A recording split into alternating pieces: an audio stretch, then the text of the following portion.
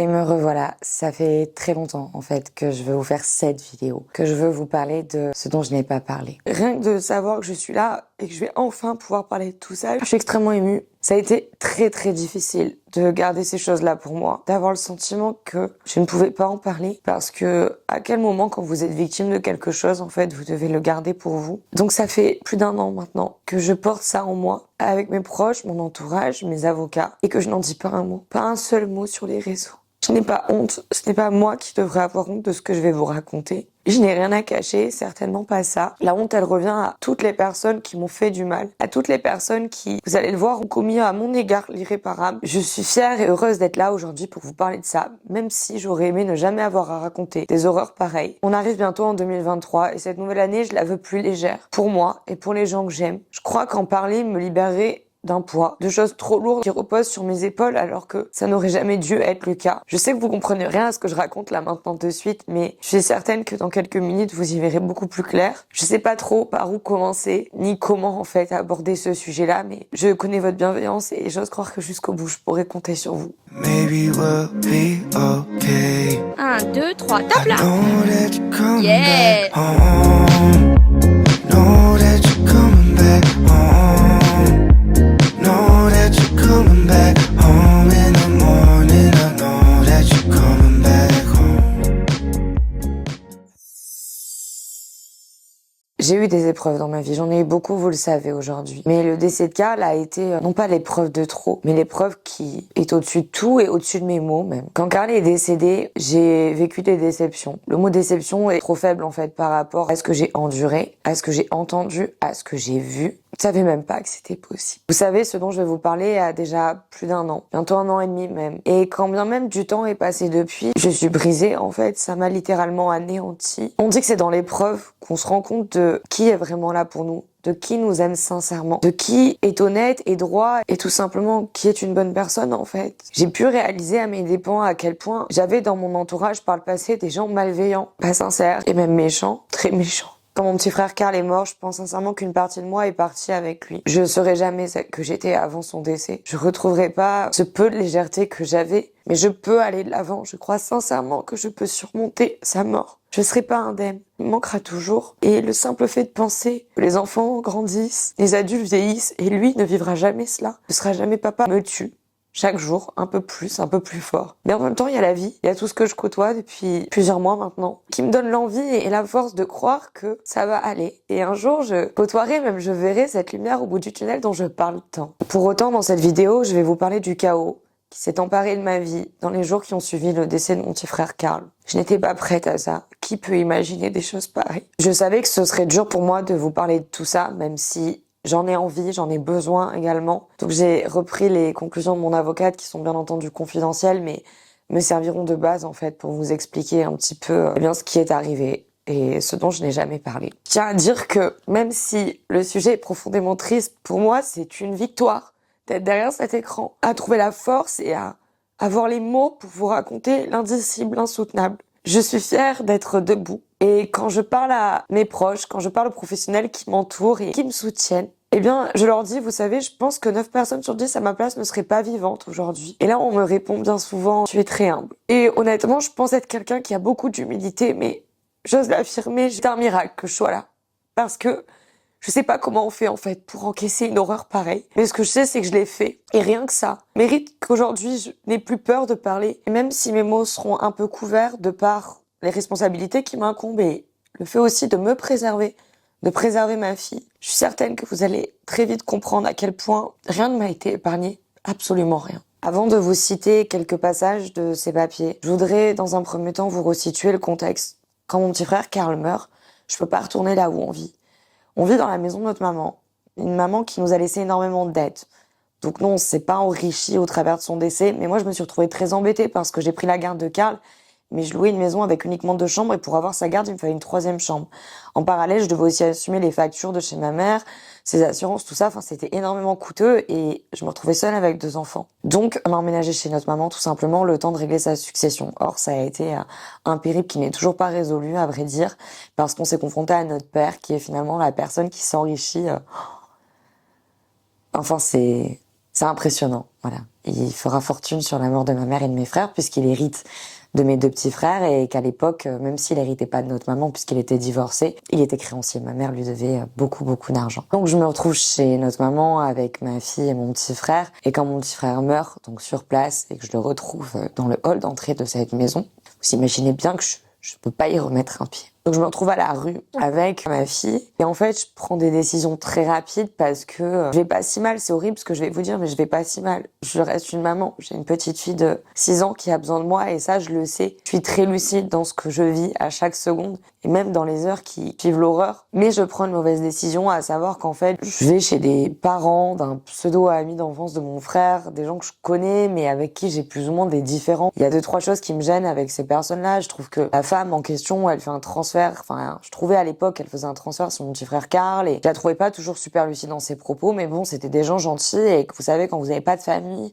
que vous vivez un truc pareil, en fait, vous voulez juste un toit sur votre tête et la tranquillité. Et voilà, tant bien que mal, ils me disent, mais reste là, ici t'es bien, il y a la piscine, il y a la chambre, bref. Donc, je prends la décision de dormir chez eux pour très peu de temps. Et en fait, par la suite, ces personnes-là feront partie des gens dont je vais vous parler, qui ont contribué à me briser et vous savez, ma seule, c'est atroce de dire quelque chose d'aussi violent, mais ma seule consolation dans la mort de mon petit frère, c'est qu'il n'ait pas été là pour voir, pour assister, pour entendre ce qu'a été mon sort en fait après sa mort. Et en fait, ce couple-là s'est ligué avec des personnes avec qui j'avais également eu des différends pour aller raconter tout un tas d'horreurs sur moi. Pensez-vous lire des extraits de ces papiers, mais je crois que j'en ai pas besoin.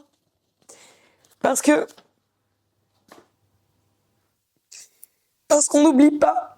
On n'oublie pas quand des choses pareilles ont été racontées sur vous à un moment où vous aurez mérité toute la bienveillance du monde. Donc pour vous la faire courte, même si c'est déjà long, plusieurs personnes avec qui j'avais eu des différends, plus ou moins graves, mais disons des gens que j'ai côtoyés à des moments de ma vie où j'étais extrêmement vulnérable. Mais des gens qui avaient attesté pendant plus de 2 ans à quel point j'étais une mère substitution pour mon frère.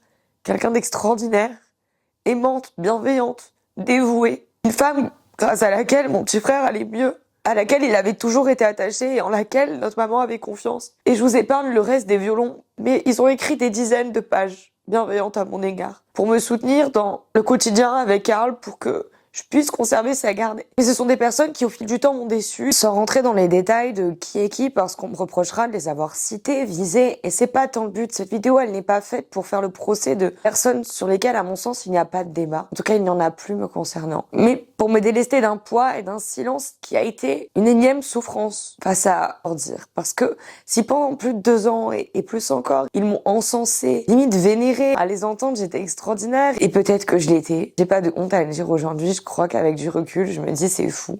T'as 22 ans, tu perds ta maman, t'as déjà vécu des malheurs pour toute une vie et tu te bats comme une lionne pour ton petit frère. C'est pas ton fils, mais tu l'aimes tout autant, pour autant tu fais pas l'amalgame et tu dévoues ta vie. J'aime pas le mot sacrifice, mais le mot dévouement est un mot qui me va bien par rapport à Karl, à tout ce que j'ai fait pour lui de sa naissance à son décès. Bref. Dans ces personnes-là, il y a le fameux couple chez qui j'ai un peu dormi après le décès de Karl. Il y a une pseudo-copine d'enfance et sa mère, qui sont des gens avec qui je me suis beaucoup, plus que disputée en fait. J'ai littéralement coupé les ponts du jour au lendemain parce qu'ils ont fait des choses vis-à-vis de Karl extrêmement graves que je n'ai pas acceptées. Ils l'ont fait dans mon dos et Karl s'en est plaint auprès de moi. Et il en a aussi parlé à notre frère Peter et notre décision, elle a été sans appel en fait. Ça a été terminé à partir de ce jour-là. Je pense être quelqu'un qui pardonne beaucoup, qui pardonne souvent beaucoup trop même. Mais quand il s'agit de mes frères ou de ma fille, il n'y a pas d'erreur possible. Et ce qu'a fait cette femme avec sa fille est inadmissible en fait. J'ai découvert après des années pourtant à les côtoyer que ces gens-là étaient des gens perchés, avec des croyances qui n'ont rien à voir avec une religion. C'est vraiment dans notre monde et j'ai pas du tout accepté qu'ils mettent mon petit frère dans leur délire sur des rares heures où je pouvais bien le leur confier parce que j'étais à l'école infirmière, parce que j'avais besoin de temps en temps de coup de main et que voilà, on me faisait pas de cadeaux à l'école sur les horaires et j'en passe. Ça n'a pas duré parce que ces gens-là, voilà, ont dépassé les bornes avec Karl et je les ai virés, clairement. Et j'ai pas eu la force ni l'envie de discuter. J'ai été profondément déçue à cette époque-là, mais en fait, 1 milliard de fois plus au décès de mon frère. Donc il y a cette femme-là avec sa fille, il y a le fameux couple là dont je vous parlais, il y a un pseudo pote de fac mais qui est vraiment un spécimen. Mais en fait c'est un tel spécimen que je me suis jamais méfiée. Je l'ai toujours vu comme quelqu'un d'un peu perché, mais pas méchant. On n'était pas proches, mais par contre, il était très proche de la fille de la femme dont je vous parle. Là. À ça s'ajoute une pseudo-amie de ma mère en carton, parce que je tiens à le dire, ma mère n'avait pas d'amis. Ma mère, on l'a enterrée seule avec mes frères. On était là avec Peter et Carl à pousser le fauteuil roulant de Tim. Basta. C'était abominable. Donc ma mère n'avait pas d'amis, mais cette femme-là adore dire que c'était son amie. Moi, je l'ai jamais vue être vraiment présente dans les moments difficiles, mais soit. Toujours est-il que quand ma mère est morte, elle a fait des petits efforts, prenait des nouvelles. Elle m'a dit, faut absolument que tu aies la garde de Carl. Elle a fait des papiers en ce sens, etc. Et on s'est pas perdu de vue, mais on s'est pas tant vu, en fait. Elle était pas présente, mais comme elle ne l'était pas forcément pour ma maman non plus, à vrai dire. Et quand mon petit frère Carl est mort, elle m'a appelé en me disant, Stéphie, il va falloir que tu prennes soin de toi. Pas de guerre judiciaire avec mon père, il n'en vaut pas la peine, c'est pas ce qu'aurait voulu Carl. Sauf que moi, à ce moment-là, j'étais avec une problématique de taille, à savoir notre père qui refusait que Carl soit enterré avec notre maman. Vous imaginez bien que je pouvais pas laisser faire un truc pareil. C'était pas possible. Donc je lui ai dit que non, j'allais me battre pour Carl et que Carl, il allait être enterré avec sa maman d'amour. Et que c'était la seule chose que je pouvais faire pour lui, et la dernière à vrai dire. Mais bon, tout allait bien, hein. Elle était toujours... bon. Vous savez, c'est les gens qui vous appellent une fois par an pour faire... Et donc elle s'est liguée à la masse. Elle a pas tant fait en son nom, elle a fait pour une autre personne avec qui j'avais également eu des différends. En fait, c'est une personne qui s'est énormément rapprochée de moi, notamment au décès de notre maman, dont j'ai très vite découvert qu'elle avait des gros problèmes avec l'alcool. J'ai aussi appris qu'elle se droguait, elle me l'a dit ouvertement, qu'elle avait des problèmes avec des drogues dures, et c'est vrai que moi je fuis tout ça dans ma vie. C'est pas méchant, je n'ai pas le jugement. Je pense que nul n'est à l'abri à un moment de sombrer. Mais moi, j'étais responsable de 2 enfants et je voulais les préserver et ne pas être entourée de toxicité. Et j'ai eu une maman aussi qui était alcoolique, donc c'est vraiment un problème pour moi l'alcool. J'ai pas de problème à titre personnel, mais j'ai du mal avec les gens qui ont une dépendance à ça. Parce que ça me renvoie en fait à ma maman et au problème d'alcool qu'elle avait. Et donc j'ai un peu de mal. Et donc c'est aussi une personne avec qui j'avais pris de très très grosses distances. À ces personnes-là s'ajoute une autre personne. Une femme qui pareil en fait, c'est fou, mais pour beaucoup ce sont des gens qui m'ont sauté dessus quand ma maman est morte. Et j'imagine que j'étais vulnérable, j'avais besoin d'aide, de soutien, j'étais seule. Et ces gens-là, ils étaient super gentils, ils étaient super serviables. Et donc en fait cette femme-là, c'était une maman d'un camarade d'école de ma fille. J'aurais dû le voir honnêtement qu'elle était pas nette. Moi, j'ai pas vu. Moi, j'ai vu la personne serviable, gentille, qui m'a aidé à faire les cartons de chez moi alors qu'on se côtoyait juste vite fait à l'école pour aller déménager chez ma maman, qui était présente, attentionnée et j'ai pas du tout vu une personne instable et malsaine. En fait, elle avait quand même un certain âge, la cinquantaine, un petit garçon qui avait 5 ans qu'elle a fait seule en Espagne. Voilà. J'aimais pas de jugement, mais en fait, elle avait un parcours de vie très particulier, mais vis-à-vis de moi, elle se présentait super bien, elle était stable, lucide, cohérente et en fait, moi, j'ai juste vu une femme qui était très humaine et qui voulait m'aider. Parce qu'il y en a aussi des gens comme ça. Mais c'est vrai qu'elle était très comme ça, accaparante à mon égard. Et parfois peut-être pas très cohérente avec son âge et la vie qu'elle aurait dû mener. Je sais pas, en fait, j'ai un gros problème, moi. C'est que quand j'aime les gens, j'ai du caca dans les yeux, hein. Faut dire ce qui est. J'excuse, je minimise, je banalise en fait. Et je pense que j'ai dû... Enfin, c'est pas je pense, je suis certaine. J'avais des warnings par rapport à tous ces gens-là et j'ai refusé de les voir. Peut-être parce que j'avais peur de me retrouver plus seule. Peut-être parce que quand vous perdez votre maman, vous avez pas envie de perdre encore des gens. Mais en fait, j'avais pris mes distances avec une grande majorité d'entre eux. Ça, c'était pour l'introduction. Maintenant, j'en viens au fond, au dur. Quelques jours après le décès de mon petit frère Carl, alors que je me bats contre notre père, que je saisis un juge des funérailles pour être autorisé à ce qu'il puisse reposer auprès de notre maman, acheter un caveau. Des choses qu'on devrait jamais vivre à l'âge de 25 ans, et encore moins concernant un enfant de 12 ans qu'on a aimé comme si ça avait été le sien. Eh bien, j'apprends que des personnes sont allées raconter des horreurs à la queue leu au commissariat me concernant. Et des horreurs qui m'ont fait vomir pendant longtemps. Un truc complètement fou, un truc littéralement délirant, qui aurait dû être démenti et n'aurait jamais dû être reçu comme ça. Or, il s'avère que ces gens-là ont eu affaire à des policiers avec qui j'ai de très gros contentieux, puisque c'est les mêmes policiers que je vise. Quand je vous dis ils n'ont pas fait leur travail, ils ne le font toujours pas. Bref, histoire de fou. Une histoire tellement folle que c'est fou qu'ils aient pu avoir un peu de crédibilité pendant quelque temps toutefois. Et une crédibilité qui aurait pu avoir des conséquences profondément dramatiques. Me coûter la vie, parce que comment vous vivez avec ça quand vous avez déjà trop vécu d'horreur? À quel moment ça s'arrête? Lorsque j'enterre mon petit frère, nous sommes le 9 juillet 2021, soit 10 jours après son décès, et après des allers-retours nombreux d'avocats, et notamment une audience au tribunal de grande instance de Marseille. À l'enterrement de mon petit frère Carl, absolument aucune des personnes dont j'ai fait mention juste avant était présente. À ce moment-là, je ne sais pas ce que j'apprends 4 jours après. J'apprends que ces gens-là ont raconté des choses abominables à mon sujet. Je vais pas tout vous raconter parce que c'est trop long, parce que c'est encore très dur pour moi. Mais ces gens-là ont grosso modo dépeint un portrait de moi ahurissant. À les entendre, j'étais maltraitante, violente, égoïste, une extrémiste juive en conversion. Les enfants auraient été végétariens de force parce que je ne mangerais pas de viande. Je ne m'en occuperai pas, ou très peu. Et donc, grosso modo, je serai responsable du suicide de mon petit frère Karl.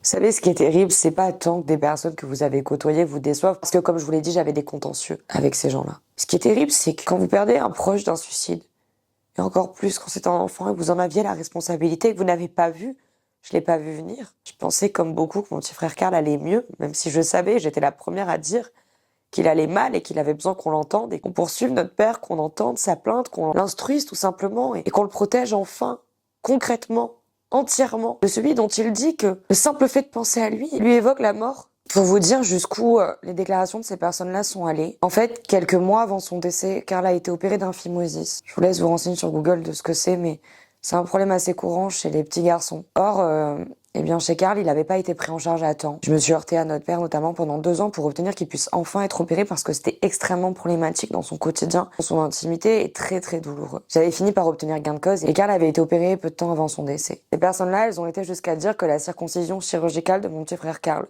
avait été faite par complaisance. C'est fou. Tout ça est fou parce que il faut bien comprendre quelque chose, c'est que à ce moment-là, la justice française a en sa possession, non pas des dizaines, mais plus d'une centaine de preuves de ma bienveillance, de ma bientraitance, d'absolument tout. Et je rappelle que 20 jours avant son décès, Karl a été entendu par le juge des enfants.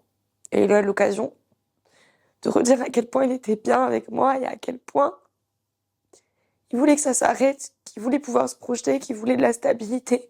Et pas juste des ordonnances qui interviennent et qu'on reproduit. Et toujours dans cette idée où en fait on projette pas, on sait pas de quoi est fait l'avenir. Et le père représente toujours une menace. Malgré tout cela et un dossier qui ne laisse pas la place au doute, je me retrouve à devoir me défendre et me justifier de tout ça. Ce que j'ai fait, ce que je n'ai pas montré. Vous savez, de ce 13 juillet, 14 et 15 juillet, qui ont été 3 jours abominables pour moi, au mois de décembre, parce qu'il aura fallu attendre le mois de décembre 2021, soit 6 mois quasiment. J'ai vécu un enfer. Je sais pas comment j'ai tenu.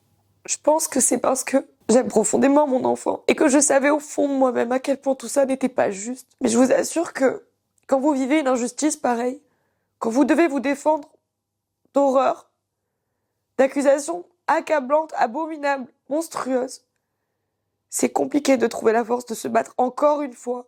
Ma vie n'a eu de cesse que d'être un combat. Je crois qu'au moment où je vis un drame indicible, insoutenable, j'aurais mérité qu'on m'épargne et qu'on me rende un minimum justice. Au lieu de ça, 1, m'a rendu aucune justice. 2, j'ai dû me battre contre toutes ces paroles mensongères. Ce que j'ai fait, je me suis battue pendant 6 mois.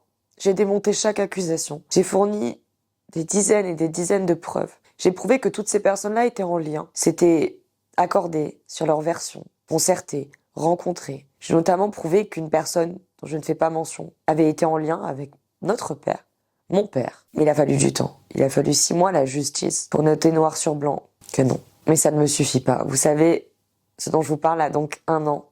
C'est pour ça que je crois que cette vidéo, elle est importante pour moi. J'espère après ça, et grâce à vous, parce que c'est grâce à vous que j'ai tenu pendant ces 6 mois. C'est grâce à vous. Vous m'avez, on peut le dire, aimé sans me connaître. Soutenu. Vous m'avez pas demandé plus que ce que je pouvais donner. Vous avez compris mes silences. Vous avez été intelligent, bienveillant, extraordinaire, j'ai pas les mots. Et je crois que me confier à vous, et oui, YouTube c'est place publique, mais je m'en fous. Je n'ai rien à cacher encore une fois. M'aidera à avancer, à commencer l'année 2023 en ayant, j'ose espérer, le sentiment que tout ça, tout ce qui est dit ici, relève et va dorénavant relever du passé. Pour vous faire l'histoire en entier, je tiens à vous préciser que, voyant que les choses traînaient, voyant que la justice ne clôturait pas à la seconde même, en fait, ces horreurs, j'ai déposé plainte pour subornation de témoins et escroquerie au jugement. Parce que j'estime que tous ces gens ont trompé la religion des juges. Je sais pas, encore aujourd'hui, si je jette tant que ça la pierre à la justice. Quand mon frère Karl est mort, j'ai fait face à des magistrats qui n'avaient pas envie de reconnaître leur tort. Comme depuis bientôt 1 an et demi, je fais face à un gouvernement, à des politiques, à des ministères, et j'en passe, qui refusent de se retourner sur ce que je dénonce. Et pourtant, je ne parle que de faits, de concret. Il n'y a pas lieu de débattre. La réalité, elle est ce qu'elle est, c'est noir sur blanc, c'est sur papier. Vous saviez, il avait parlé, et vous n'avez pas fait le nécessaire. Peut-être que vous pensiez bien faire. Peut-être que vous estimez avoir fait le maximum. Toujours est-il que vous faites partie de ces maillons de la chaîne défaillants qui ont contribué aux dernières pensées de mon frère, à savoir je trouverai la paix au cimetière et non pas au comté de ma grande sœur et de ma nièce adorée. Je ne suis pas responsable. Et si je fais face à de nombreux tiers lâches, peu courageux parce qu'il faut le dire, j'ai l'impression d'assister à un match en fait où personne ne prend ses responsabilités, sa part dans cette histoire. Mais moi j'ai choisi de la prendre, je vous ai dit à de nombreuses reprises que j'avais choisi la vie. J'ai 25 ans, je vais devoir vivre, et je me le souhaite, encore très longtemps, avec un bagage qui pèse une tonne. Parfois, même moi, je me dis, c'est lourd quand même. Mais j'en suis consciente. Et je fais en sorte d'avancer de manière résiliente, sensée et bienveillante et constructive. Cette vidéo, elle n'est pas pour lyncher un système qui, je crois, n'a plus besoin de moi, en fait, pour avoir mauvaise presse. Elle est simplement pour dire, voilà, j'ai pas envie de me taire. J'ai pas envie de vous cacher qu'on m'a fait ça, quoi. Qu'après tout ce que j'ai vécu, on a osé m'accuser des pires horreurs. C'était du blabla, c'était gratuit, c'était basé sur rien. Il y avait de preuves de rien. Des gens malveillants qui ont fait un transfert, qui ont voulu à un moment me prendre pour leur bouc émissaire et qui n'ont pas eu de scrupule à tout faire et à tout mettre en œuvre pour me retrouver et me pousser littéralement moi aussi au cimetière. Je sais pas comment j'ai fait. Pendant tous ces mois, je n'ai pris ni somnifère, ni thérapeutique. Je me suis battue comme une lionne, parce que je savais au fond de moi que ça ne pouvait pas être. Ce n'est pas possible. La justice allait ouvrir les yeux. Maintenant, est-ce qu'elle les a pleinement ouverts? Je peux pas vous dire que oui. La plainte de mon petit frère Karl, à ma connaissance, n'est ni classée, ni instruite. Toujours pareil. Notre père est toujours seul avec notre demi-frère et la fille de sa compagne. Je sais pas ce qu'on attend pour intervenir et faire le nécessaire. Et la plainte dont je vous ai parlé, que j'ai déposée assez rapidement après toutes ces accusations abominables, eh bien, elle a été classée. C'est-à-dire que, vous voyez, ça, c'est juste des conclusions d'avocats, il y a, je sais pas moi, 30 pages. Il y a même pas le bordereau des pièces, c'est-à-dire en fait tous les justificatifs et toutes les preuves que j'ai versées au dossier pour appuyer mes propos. On n'est pas sur un dossier pénal, on était sur du civil, mais je rentrerai pas dans les détails parce que je veux pas qu'on me reproche. Ça aussi, je crois que je peux vous le dire, en même temps que tout ça se passait, donc dans la foulée du décès de Karl, j'ai subi pendant plusieurs mois, et je peux même pas dire que c'est terminé, un chantage au silence. On m'a reproché d'avoir médiatisé ma vie, mon histoire. Parce que vous comprenez, avoir l'étiquette d'être une victime, c'est pas bon. En tout cas, ça n'est pas passé à l'égard de pas mal de personnes. Et encore aujourd'hui, je peux côtoyer des professionnels qui ne comprennent pas ma parole, qui ne comprennent pas qui je suis, qui essaient tant bien que mal, et très bêtement, j'ose le dire, en tout cas lâchement, de me mettre dans une case, mais je ne suis dans aucune case. Je m'appelle Stéphie, je me suis construite avec un cumul de malheurs, certes, mais j'en ai tiré ma force et je suis saine d'esprit. J'ai été à de multiples reprises expertisée par des psychiatres de renommée, des psychologues, je suis suivie. Et tous sont unanimes à dire que je vais pas si mal. Pas plus folle que les magistrats ou quiconque qu'on croiserait dans un tribunal. Tout ça est un combat qui m'a profondément heurtée. J'attendais pas quelque chose de grandiose lorsque je me suis exprimée, mais j'attendais à minima le respect. Et on a beau dire qu'on est en 2022 et bientôt 2023, les mentalités n'ont pas toutes évolué. Beaucoup de personnes voient ça comme quelque chose de honteux, de gênant, de dérangeant. Ça leur pose un problème en fait que vous puissiez témoigner ouvertement d'un vécu. Et moi, sans rentrer dans les détails, ça aurait pu me coûter mon rôle de maman, ma personne préférée sur Terre, ce que j'ai de plus cher au monde et celle pour qui je sacrifierais absolument tout. Et donc ça a été terrible parce que pour elle, je disparaîtrais. Pour elle, je n'aurais ni réseau, je ne parlerais pas.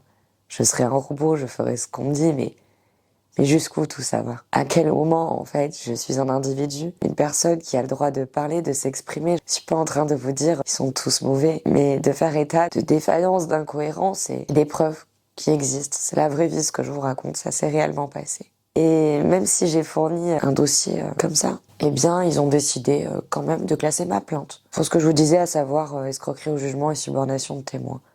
Alors qu'il n'y a pas de possibilité de dire que les infractions sont insuffisamment caractérisées. Les personnes dont j'ai parlé sont des personnes qui ont abusé du système, qui ont menti, qui ont instrumentalisé la justice. Et la justice ne leur a pas demandé, ne les a pas confrontés non plus, de telle sorte qu'ils répondent de leurs actes. Je n'ai donc eu ni excuse, ni réelle justice. Mais je me console avec cette idée qui est cette vidéo. Quand j'ai appris le classement sans suite de ma plainte, c'était il y a quelques semaines, c'était assez récent. J'avais très envie de me constituer partie civile. Mais ça m'aurait coûté de l'argent. Et au-delà de ça, je suis pas certaine d'avoir encore la force de me heurter à un mur. Mon combat, c'est calme, c'est les victimes d'inceste en France.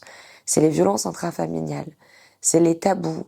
C'est le fait de penser à soi, de développer une confiance à soi, de se résilier, de se reconstruire. C'est l'avenir, mon combat.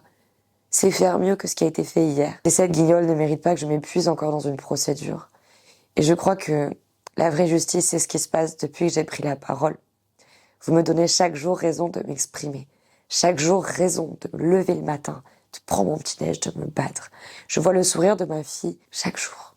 Et elle me comble de bonheur. C'est plus grand encore qu'un soleil, ces petits yeux qui me regardent tout plein d'amour. Et je sais qu'elle sait. Et moi aussi je sais. Et il est temps aujourd'hui que je me fasse confiance. Que j'aille au bout de mes engagements et de mes convictions. De manière cette mesurée parce que on m'attend au tournant. J'espère que voilà, vous aurez compris et entendu toute ma sincérité ici. J'ai hâte de lire vos mots et j'espère que vous allez en parler, que ça va faire du bruit. Parce que c'est inadmissible, que c'est inacceptable et que la France aujourd'hui doit s'excuser. Merci d'être là à mes côtés. Et la prochaine vidéo, je vous promets, sera beaucoup plus ouverte, beaucoup plus lumineuse. Et j'ose espérer, 0 larmes. Ensemble, on peut le faire. Je sais pas où on ira, mais je sais qu'ensemble, on ira plus loin. Et je vous remercierai jamais assez pour tout le soutien que vous m'offrez au quotidien. Vous êtes ma bande d'humains. Et grâce à vous, je sais que je suis pas toute seule. Je vous fais de gros bisous et n'hésitez pas, je me répète, je sais, à vous abonner et à faire tourner, partager, communiquer parce que, encore une fois, connaissez ma grande phrase, partager, c'est sensibiliser. À très vite. She's a Mona Lisa. Everyone's lining up to see her. She's a Mona Lisa. Everyone's lining up to see her. There must be something that